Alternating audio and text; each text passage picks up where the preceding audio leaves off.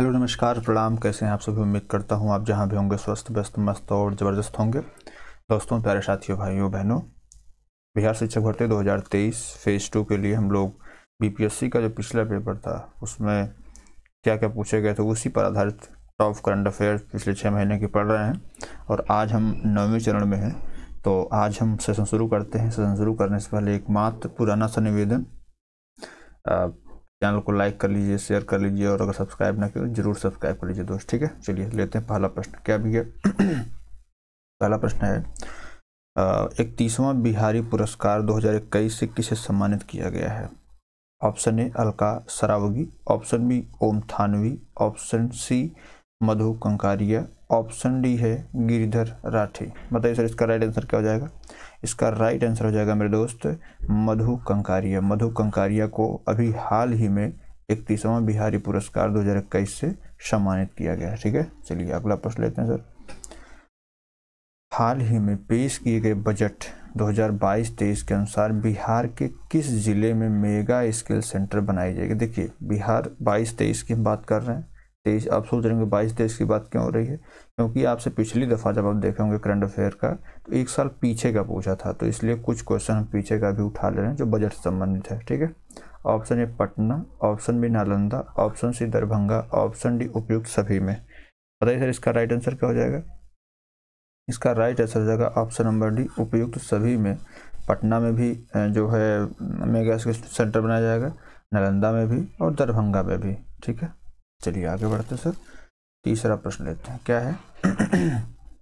हाल ही में आर्थिक सर्वेक्षण रिपोर्ट के अनुसार बिहार में 2020-21 में लगभग 6,83,000 टन मछली का उत्पादन हुआ है। पिछले एक साल की अपेक्षा कितने प्रतिशत अधिक है?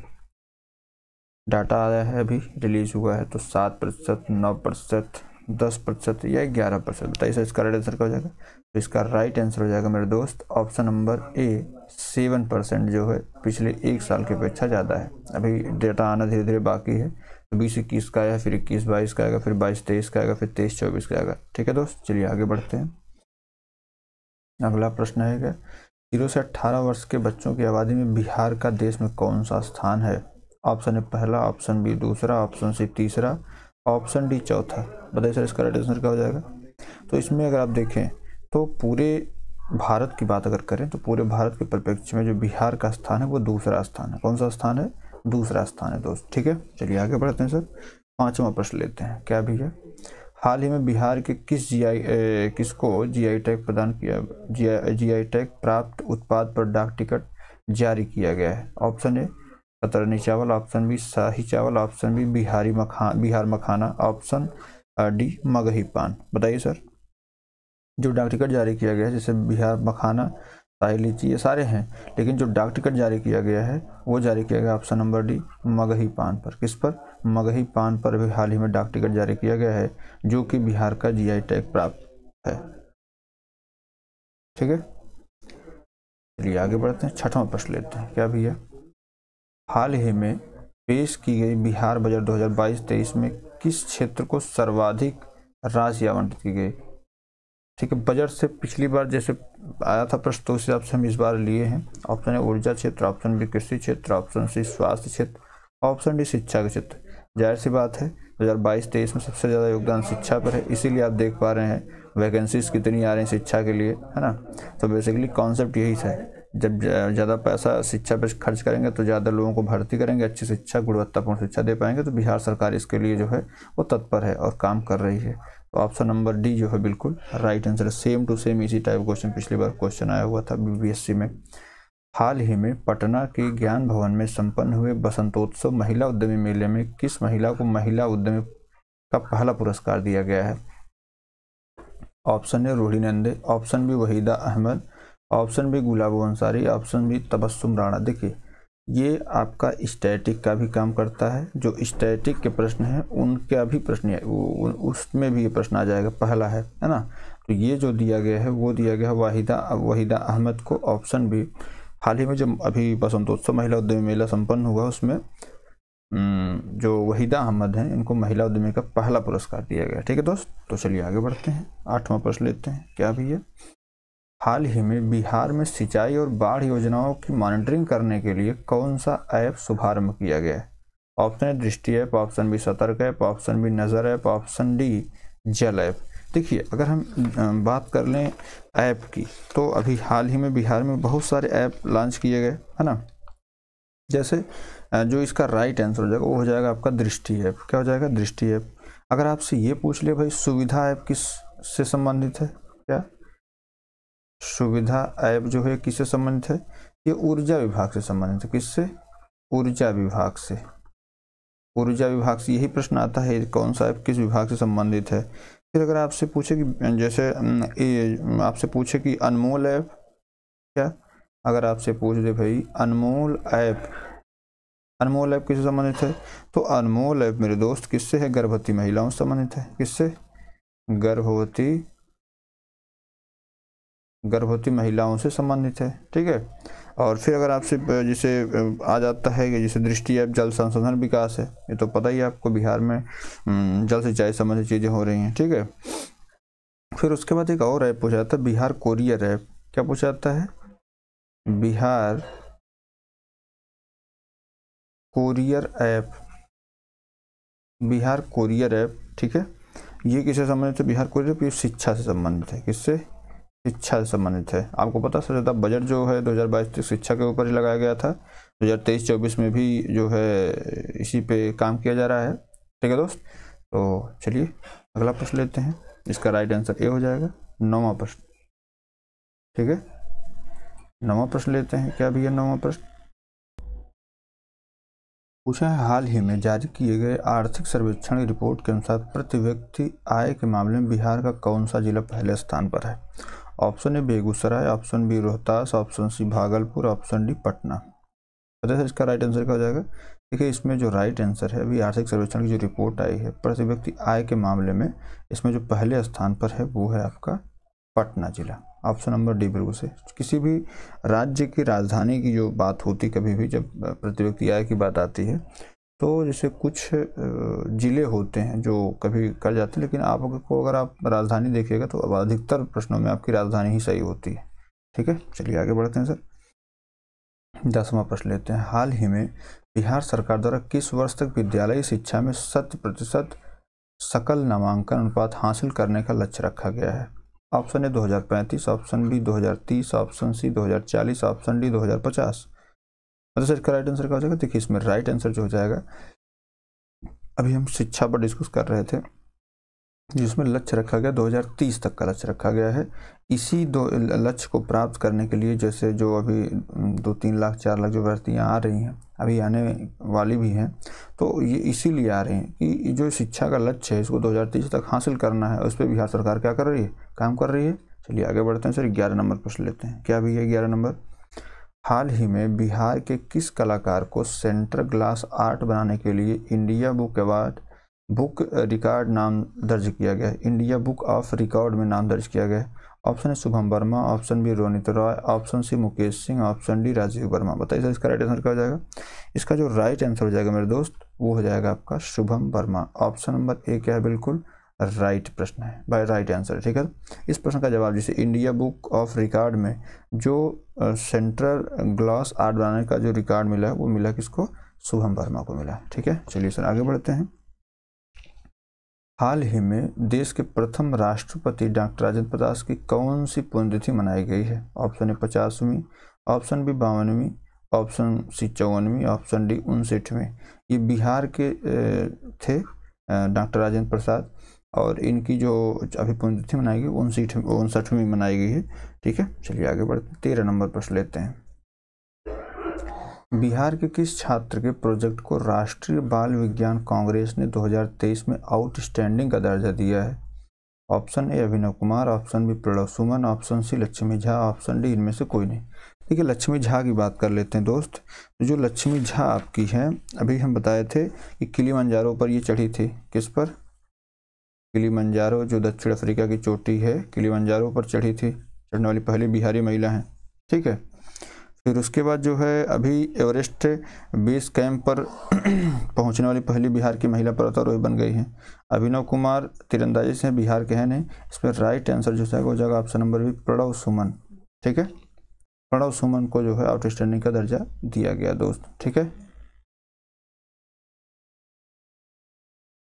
14 नंबर है, बिहार में सिंगल यूज प्लास्टिक को कब से प्रतिबंधित किया गया? ऑप्शन ए है 1 जुलाई 2023, ऑप्शन बी 1 जुलाई 2022, ऑप्शन सी है 1 मई 2023, ऑप्शन डी है 1 मई 2024। और ऐसे अब इसका राइट आंसर क्या हो जाएगा? देखिए इसकी बात कर लेते हैं अगर, तो अब आपको 22 का भी ऑप्शन है, 23 का भी ऑप्शन है और 24 का भी ऑप्शन है। देखिए अगर प्रतिबंधित कर दिया गया है, कब से प्रतिबंधित किया गया, तो 2024 तो ऐसे ही गलत हो जाता है, ठीक है। 2023 में नहीं किया गया, जुलाई 2023 में नहीं, बल्कि 1 जुलाई 2022 को किया गया था दोस्त। ऑप्शन नंबर बी क्या है? बिल्कुल राइट आंसर है। चलिए आगे बढ़ते हैं सर, 15 नंबर लेते हैं। बिहार सरकार ने किस लोक गायिका को अपने पर्यटन विभाग का ब्रांड एम्बेसडर बनाया है? Option A Pawan Singh, option B Neha Rathore, option C Maithili Thakur, option D Khesari Lal Yadav. बताइए। बिहार सरकार ने लोक गायिका मैथिली ठाकुर को अपना ब्रांड एम्बेसडर बनाया है और चुनाव आयोग ने बिहार में अपना आइकन भी इनको बनाया है, ठीक है, प्रचार के लिए। तो ऑप्शन सी मैथिली ठाकुर बिल्कुल राइट आंसर है। चलिए आगे बढ़ते हैं सर। बिहार का चौथा कृषि रोड मैप कब से लागू किया गया है? ऐसे प्रश्न पिछली दफा आए थे, इसलिए ऐसे प्रश्न मैं करवा रहा हूँ। ऑप्शन ए 1 अप्रैल 2023, ऑप्शन बी 1 जून 2023, ऑप्शन सी 1 अगस्त 2023, ऑप्शन डी 1 अक्टूबर 2023। बताइए सर इसका कब से आरंभ किया गया? देखिए इसमें सारे 2023 के ही घटनाक्रम है। तो अब बताएं इसका कि जैसे हमने भी क्या बताया, single use plastic, yes UP कब से लागू था? 1 जुलाई 2022 से। अब क्या पूछा, कृषि रोड मैप कब से लागू है भैया? तो ये लागू किया गया 1 अप्रैल 2023 से। ऑप्शन नंबर ए क्या है? बिल्कुल राइट आंसर है सर। चलिए आगे बढ़ते हैं। भारत की सबसे बड़ी निजी रेल कोच फैक्ट्री का उद्घाटन कहाँ किया गया? Option A Andhra Pradesh, option B Bihar, option C Telangana, option D Tamil Nadu. बताइए सर कहाँ पे किया गया है उद्घाटन?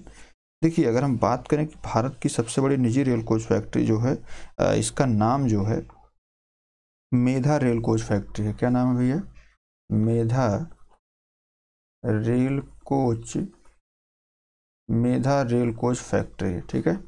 और ये जो है कहाँ स्थापित की गई है? तो ये स्थापित की गई है तेलंगाना में। कहाँ पे? तेलंगाना में स्थापित की गई है। और अगर बात कर लें कि भाई इसका उद्घाटन किसने किया, तो इसका उद्घाटन जो किए हैं वो तेलंगाना के मुख्यमंत्री, क्या नाम उनका? के चंद्रशेखर राव। कौन किए हैं? के चंद्रशेखर राव ने जो है इसका उद्घाटन किया हुआ है, ठीक है दोस्त। तो इसको आप याद कर लीजिए और ये आपके एग्जाम के पॉइंट ऑफ व्यू से हो सकता है महत्वपूर्ण हो। तो बताइए इसका राइट आंसर क्या हो जाएगा? तेलंगाना। क्या हो जाएगा मेरे दोस्त? तेलंगाना। अब ये पूछ दे भाई तेलंगाना में जो है किस जिले में, तो तेलंगाना के रंगारेड्डी जिला। जिला कौन सा है? जिला रंगारेड्डी। क्या भैया? रंगारेड्डी जिला है। और अगर जिले के बाद फिर यहाँ गांव पूछ दे, और गांव भी ऑप्शन दे सकता है, तो कोंडाकल गांव से। कहाँ से? कोंडाकल गांव से। बात क्लियर दोस्त? तो ऑप्शन नंबर सी क्या है? बिल्कुल राइट आंसर है सर। इसमें कोई दिक्कत कोई परेशानी? देखिए अगर आपको क्लास अच्छी लग रही है तो आप इसको लाइक कर सकते हैं, शेयर कर सकते हैं, सब्सक्राइब भी कर सकते हैं दोस्त, ठीक है। चलिए आगे बढ़ते हैं 18 नंबर पे। भारत के पहले स्वदेशी परमाणु रिएक्टर का संचालन कहाँ शुरू किया गया है? ऑप्शन ए है बिहार, ऑप्शन बी है उत्तर प्रदेश, ऑप्शन सी है आंध्र प्रदेश, ऑप्शन डी गुजरात। देखिए यहाँ पे बात किसकी की जा रही है? स्वदेशी परमाणु रिएक्टर। तो जाहिर सी बात स्वदेशी परमाणु रिएक्टर है तो यह जो है समुद्री तट पर ही होगा। तो बिहार भी गलत हो जाता है, उत्तर प्रदेश भी गलत हो जाता है, बचते हैं दो ऑप्शन, आंध्र प्रदेश और गुजरात। तो मेरे दोस्त भारत के पहले स्वदेशी परमाणु रिएक्टर का संचालन जो है वो गुजरात से आरंभ किया गया। कहाँ से? गुजरात से। अब गुजरात में कहाँ से? तो काकरापारा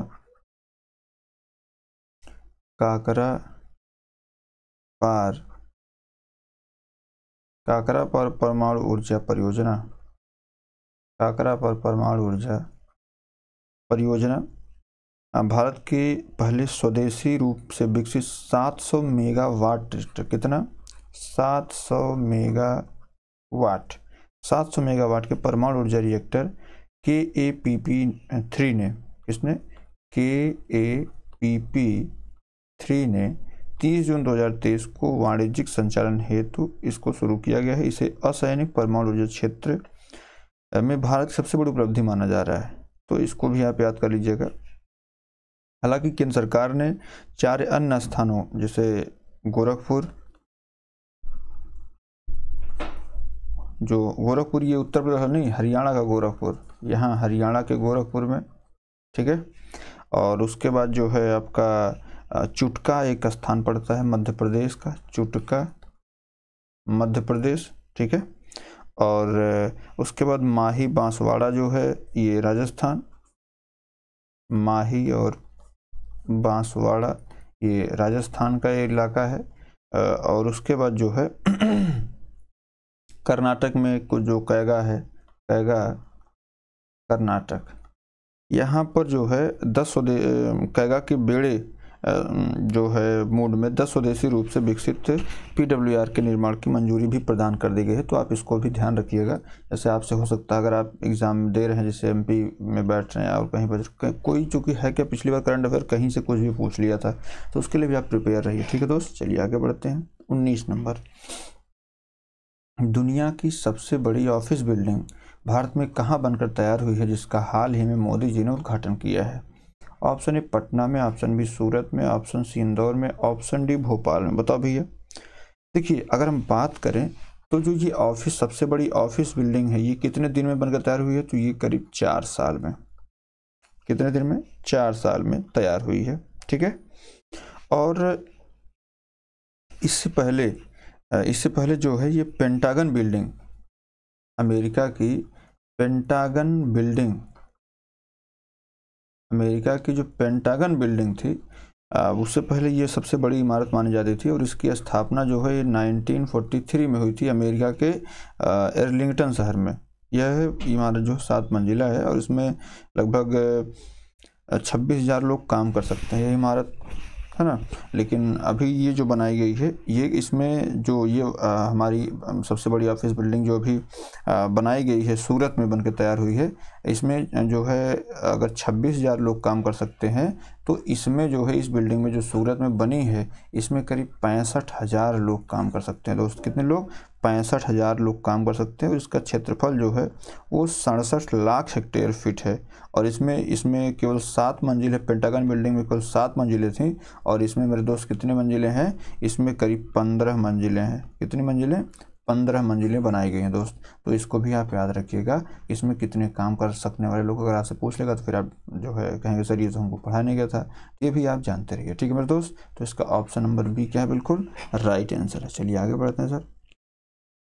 अंतिम प्रश्न, युद्धपोत INS कृपाण को उपहार स्वरूप किसे सौंपा गया है? Option A Indonesia, option B Vietnam, option C है आपका थाईलैंड, ऑप्शन डी है मलेशिया। देखिए युद्धपोत अभी सौंपा गया है, मतलब सुरक्षा के दृष्टिगत जो है उनको दिया गया है कि आप अपनी भी सुरक्षा इससे करते रहिए।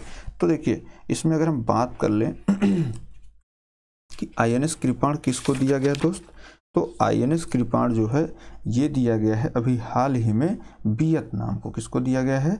वियतनाम को। ऑप्शन बी क्या है? बिल्कुल राइट आंसर है।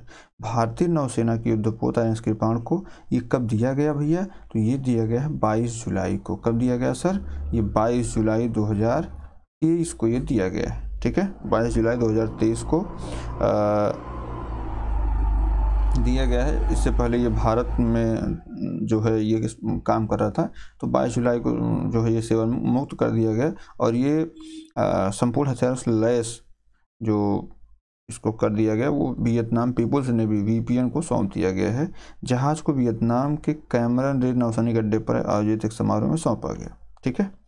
यह पहला अवसर है जो वियतनाम को दिया जा रहा है। तो यह पहला अवसर है जब भारत ने किसी मित्र देश को पूर्ण परिचालित युद्धपोत उपहार स्वरूप सौंपा हुआ है। तो मेरे दोस्त मेरे भाई इसको आप याद रखिएगा। ऑप्शन नंबर बी क्या है? बिल्कुल राइट आंसर है। आप लोगों के लिए बिहार स्पेशल क्लासेस चलाई जा रही हैं। बिहार करंट अफेयर की क्लास कंटिन्यू हो ही रही है। तो आप लोग अपना प्यार स्नेह सम्मान देते रहिए ऐसे ही। और उम्मीद करूंगा कि आपके लिए बहुत अच्छा और अच्छा करने का प्रयास किया जाएगा। अभी बहुत जल्द आपके लिए मैराथन क्लास की भी व्यवस्था की जाएगी, ताकि आपका एग्ज़ाम कहीं से भी करंट अफेयर और बिहार स्पेशल के जो भी मैक्सिमम प्रश्न हो सकते हैं वो आप हल कर ले जाएँ। ठीक है दोस्त, तो अभी आपने अपना अमूल्य समय निकाल करके देखा वीडियो को, तो आप लाइक कर सकते हैं, शेयर कर सब्सक्राइब कर सकते हैं। बहुत बहुत धन्यवाद।